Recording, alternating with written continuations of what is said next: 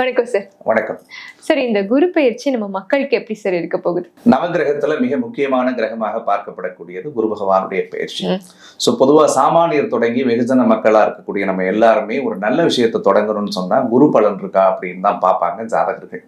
அது கல்யாணம் பண்றதா இருக்கட்டும், காது குத்துறதா இருக்கட்டும், ஒரு வீடு வாங்குறதா இருக்கட்டும், ஒரு பால் காய்ச்சறதா இருக்கட்டும், சுபகாரியம் அப்படின்னு எடுத்துக்கிட்டாலே குருவினுடைய ஆதிக்கம் ஒரு ஜாதகத்துக்கு குரு பலன் தரக்கூடிய இடத்தில் இருந்தால் அவங்க எதை வேணாலும் செய்யலாம் அப்படின்னு நம்ம சொல்லுவோம். சோ அப்படிப்பட்ட நவகிரகத்துல நல்ல கிரகமாக விளங்கக்கூடிய குரு பகவான் கிட்டத்தட்ட ஒரு வீட்டுக்கு ஒரு வருட காலங்கள் இருந்த ஒரு பலன் தருவாரு.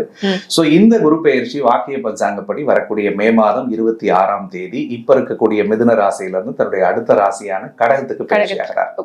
சோ 12 வருஷத்துக்கு பிறகு குரு பகவான் கடகராசியில உச்சம் அடைகிறது அப்படின்றது ஒரு மிகப்பெரிய விசேஷம். குரு அப்படின்னு எடுத்துக்கிட்டாலே ரொம்ப நல்ல கிரகம் அப்படின்னு சொல்லுவோம். குரு தனத்துக்குரிய காரகன், பணம். அதே மாதிரி குரு குழந்தைக்குரிய காரகன். குரு கல்விக்குரியவர், ஞானத்துக்குரியவர், அறிவுக்குரியவர், சிந்தனைக்குரியவர் அப்படின்னு நம்ம அடுக்கிக்கிட்டே போலாம். உலகத்துல நல்ல பண்பு எதுன்னு நினைக்கிறோமோ அது எல்லாம் குருவுக்கு பொருந்தும்னு சொல்லணும். சோ அப்படிப்பட்ட குரு பெயர்ச்சியினால 12 ராசிக்காரர்களுக்கும் குருவினுடைய அருள் பூரணமாக இருக்க போகிறது. அதே மாதிரி குரு வரக்கூடிய இடம் மட்டும் இல்லாது குரு பார்க்கக்கூடிய இடங்களும் அற்புதமான பலன்களை ஒவ்வொரு ராசிக்காரர்களுக்கும் தனித்தனியாக கொடுக்கும். Okay sir. நம்ம துலாம் ராசி நேயர்களுக்கு குரு பெயர்ச்சி எப்படிப்பட்டதா இருக்கு சார்? துளாராசிக்காரர்களுக்கு இதுவரைக்கும் ராசிக்கு 9ல் இருந்த குரு 10வது இடத்துக்கு வரார். சோ பொதுவா 10ல குரு வரும்பொழுதெல்லாம் பட்டம், பதவி, பேர், புகழை கெடுக்கும் அப்படின்னு சொல்லி துளாராசிக்காரர்களுக்கு ஒரு கலக்கம் இருக்க செய்யும். பட் ஒரே ஒரு தான் சொல்லுவேன், தயவு செஞ்சு அப்படிலாம் நீங்க பயப்பட வேணாம். ஏன்னா 10வது வீடு குரு பகவானுக்கு 12 வருஷத்துக்கு பிறகு வரக்கூடிய உச்ச வீடு. அப்படி இருக்கும்போது துளாராசியில் பிறந்து வேலை இல்லாதவங்களுக்கு இந்த வருஷத்துல சத்தியமா வேலை கிடைக்கும். துளாராசியில பிறந்து வேலையில பெரிய கஷ்டப்படுறேன் சார், ஒரு ப்ரமோஷனுக்கு ரொம்ப வருஷமா வெயிட் பண்றேன் சார், ஒரு டிரான்ஸ்ஃபருக்கு வெயிட் பண்றேன் சார், கிடைக்கவே இல்லை சார், அல்லது வேலையில பெரிய அழுத்தத்தோட இருக்கு சார் அப்படின்னு நினைக்கக்கூடியவர்களுக்கெல்லாம் உத்தியோகத்துல ஒரு பெரிய முன்னேற்றத்தை தரக்கூடிய அடிப்படையில் இந்த குரு பெயர்ச்சி அவர்களுக்கு வருகிறது. அதே மாதிரி பண விஷய விவகாரங்கள்ல துளாராசிக்கு ஒரு பெரிய முன்னேற்றத்தையும் கடவுள் தரப்போறார். ஏன்னா 9ல குரு இருந்த கூட நிறைய பைனான்சியல் ஸ்ட்ரகிள் நாங்க பார்த்துக்கிட்டே இருந்தோம்னு புலம்புன துளாராசிக்காரோட பல பேர்த்த நான் பார்த்திருக்கேன். ஆனா இந்த 10ல குரு வர்றதுனால பண விஷயங்கள்ல கடவுள் புண்ணியத்துல பெரிய வளர்ச்சி கிடைக்கும். கர்மஸ்தானத்துல குரு உச்சமடைகிறது ரொம்ப நல்லது. பல துளாராசிக்காரர்கள்லாம் சார் நான் நல்லது செஞ்சேன் சார், நல்லது எல்லாத்துக்கும் நல்லதுதான் கொடுத்தேன், எல்லாரையும் நான் வாழ வச்சேன், எனக்கு கடைசியில கடவுள் ஒண்ணுமே கொடுக்கலையெல்லாம் வருத்தப்பட்டு இருந்தாங்க. ஏன்னா துலாத்துக்கு ஒரு இயல்பான குணம் உண்டு. யாரா இருந்தாலும் ஸ்ட்ரைட் ஃபார்வர்டா இருந்துருவாங்க. சரின்னா சரி, தப்புன்னா தப்பு, முகத்துக்கு நேரா பேசிட்டு கடைசியில எல்லாத்தையும் கெட்ட பேர் வாங்கி போனது நீங்க தான். அப்படி வாங்கினதுனால நம்ம என்னடா சாதிச்சுட்டோம்னு சொல்லி நீங்க வருத்தப்பட்டீங்கல்ல, கவலைப்படாதீங்க. துளாராசிக்காரர்களை யாரெல்லாம் விமர்சனம் செய்து ஒதுக்கி வச்சிருந்தாங்களோ அவங்க எல்லாருமே இவர்களை நோக்கி வரக்கூடிய காலத்தை இந்த குரு பெயர்ச்சி கொடுக்கும். எங்கு இவர்கள் புறக்கணிக்கப்பட்டார்களோ அங்கு இவர்கள் அலங்கரிக்கப்படுவார்கள். எந்த மேடையில இவங்களுக்கு அவமானம் நடந்துச்சோ அதே இடத்துக்கு இவங்க கெஸ்டா போவாங்க. அந்த மாதிரியான விஷயங்கள் எல்லாம் கிடைக்கும். இது உறவுகள்கிட்ட சேர்த்தே சொல்றேன். சொந்த பந்தத்துல இவர்களுக்கு நிறைய போட்டி, நிறைய பொறாமை, நிறைய வஞ்சம், நிறைய சூழ்ச்சி இருந்துச்சு. ஏன் ரத்த உறவுகள் கூட அவங்களை புரிஞ்சுக்காம இருந்திருப்பாங்க. ஆனா இந்த காலகட்டத்துல அவர்கள் எல்லாமும் புரிந்து கொண்டு இவங்களுடைய தேவை எதிர்பார்த்து வரக்கூடிய குரு பெயர்ச்சியா இந்த குரு பெயர்ச்சி இருக்க போகிறது. குறிப்பா குடும்ப ஸ்தானத்தை குரு பார்க்கறது பெரிய ஸ்பெஷாலிட்டி. குடும்பத்துல பிடிப்பே இல்லை, நிம்மதியே இல்லை, சந்தோஷமே இல்லை, யாருக்கு வாழறோம், எதுக்கு வாழறோம் அப்படின்னு நினைச்ச துளாராசிக்கெல்லாம் குடும்பத்துல சந்தோஷமும் நிம்மதியும் பொருளாதார மேன்மையும் கடவுள் தரப்போறார். படிக்கிற ஸ்டூடெண்ட்ஸுக்கு விரும்பின காலேஜ்ல சீட்டு கிடைக்கும். ஒரு காம்படிட்டிவ் எக்ஸாம்ஸ் எழுதுனா கண்டிப்பா அதை அழகா கிளியர் பண்ணி ஒரு நல்ல மெரிட்ல மார்க் எடுப்பாங்க. அதே மாதிரி 3ஆம் அதிபதி உச்சம் அடைகிறதுனால புதிய நண்பர்களும் புதிய உறவுகளும் இவர்களுக்கு வரும். புதிய அறிமுகங்களால இவருடைய வாழ்க்கை மேம்படும். அண்ணன் தம்பிகளுக்குள்ள இருந்து வந்த சிக்கல்கள், கருத்து மோதல்கள் சரியாகும். பூர்வீக சொத்து ஏதாவது கிடைக்கணும்னா கடவுள் புண்ணியத்துல அவங்கள தேடி வரும்.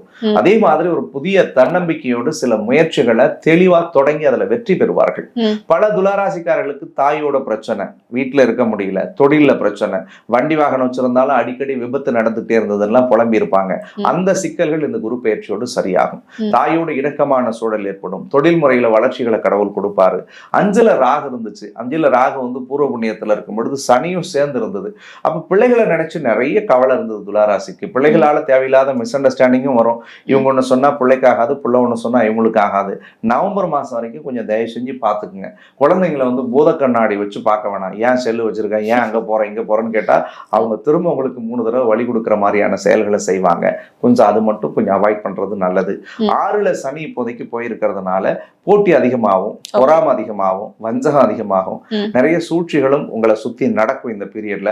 ஆனா அந்த குரு உச்சமடைகிறதுனால அத்தனை சூழ்ச்சியையும் முறியடிப்பார் குரு பகவான். அப்ப தீராத கடன் தீரும்.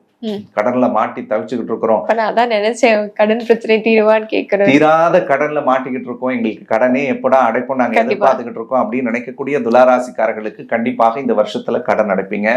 தீராத நோயோட வாழ்ந்துட்டு இருக்கிறேன் சார், எனக்கு மனசுல ஆன்சைட்டி இருக்கு, டெப்ரெஷன் இருக்கு, பால்பிட்டேஷன்ஸ் இருக்கு, நான் மாத்திரை எடுத்துக்கிறேன் அப்படின்றவங்க எல்லாம் குரு உச்ச பார்வை வந்ததுக்கு பிறகு மருத்துவ செலவுகள் குறையக்கூடியதாக இருக்கும். அதே மாதிரி ஏற்கனவே ஒரு தொழில் தொடங்கி அந்த தொழில இருக்கக்கூடிய தடைகள்லாம் நிவர்த்தி பண்ணி அந்த தொழில பெரிய அளவு சக்சஸும் பண்ணுவாங்க. திருமண வயசுல இருக்கிறவங்களுக்கு கல்யாணம் நடக்கும். கணவன் மனைவியா சண்டை சச்சரவோட இருக்கிறவங்க எல்லாம் கொஞ்சம் அண்டர்ஸ்டாண்டிங்கா வாழ்றதுக்குரிய வாய்ப்பு இருக்கு. ஏற்கனவே கொடுக்கல் வாங்கல டாக்குமெண்ட் சம்பந்தமான பிரச்சனைகள்ல இருக்கக்கூடிய சிக்கல்கள் சரியாகி உங்களுக்கு சாதகமான சூழல்களை கடவுள் கொடுக்க போறாரு. 11ஆம் இடத்துல கேது இருக்கிறதுனால பண விஷயங்கள்ல பண விவகாரங்கள்ல கொஞ்சம் கவனமா இருக்கணும். யார்ட்டையும் பணம் கொடுக்கறது வாங்குறதுல மட்டும் கொஞ்சம் ஜாகிரதையா பாத்துக்கிறது இவங்களுக்கு நல்லது. ஓகே சார், பணத்தை தவிர்த்து எந்த மாதிரி விஷயங்களே உங்க கவனமா இருக்கணும்? துளாராசியை பொறுத்த வரைக்கும் 10ல குரு உச்சம் அடையுது, ரொம்ப பாசிட்டிவா இருக்கு நானே சொன்னாலும் கூட வேலையில கொஞ்சம் சின்ன சின்ன சவால்கள் இருக்கத்தான் செய்யும். ஏன்னா குருவோட வேலை அந்த 10ல வரும்போது அவர் உச்ச குருவாக இருந்தாலும் அதுல கொஞ்சம் சின்ன சின்ன தொந்தரவுகளை கொடுக்கறதுக்கு முயற்சி பண்ணுவாரு. அதுல கொஞ்சம் பிடிமானமா இருங்க. பை சான்ஸ் கடவுள்கிட்ட நான் வேண்டிக்கிறேன் அப்படி இருக்கக்கூடாதுன்னு ஒரு காலம் அப்படி இருக்கக்கூடிய சூழல் எதிர்மறையா இருந்துச்சுன்னா அது ஒண்ணுதான். ரெண்டாவது முன்னாடி சொன்ன மாதிரி குழந்தைங்க விஷயங்கள்ல கொஞ்சம் ஜாகிரதையா இருங்க. பூர்வீக சொத்து பத்து பிரச்சனைகள் இந்த காலத்துல வரும். நவம்பர் வரைக்கும் கொஞ்சம் எதுவுமே பெருசா அலட்டிக்காம கொஞ்சம் அமைதியா இருந்தா போதும். பிள்ளைகளுடைய உடல் நலத்தை பார்த்துக்கோங்க. வேலை பண விஷயங்கள்ல கொஞ்சம் பார்த்துருங்க. அது மட்டும்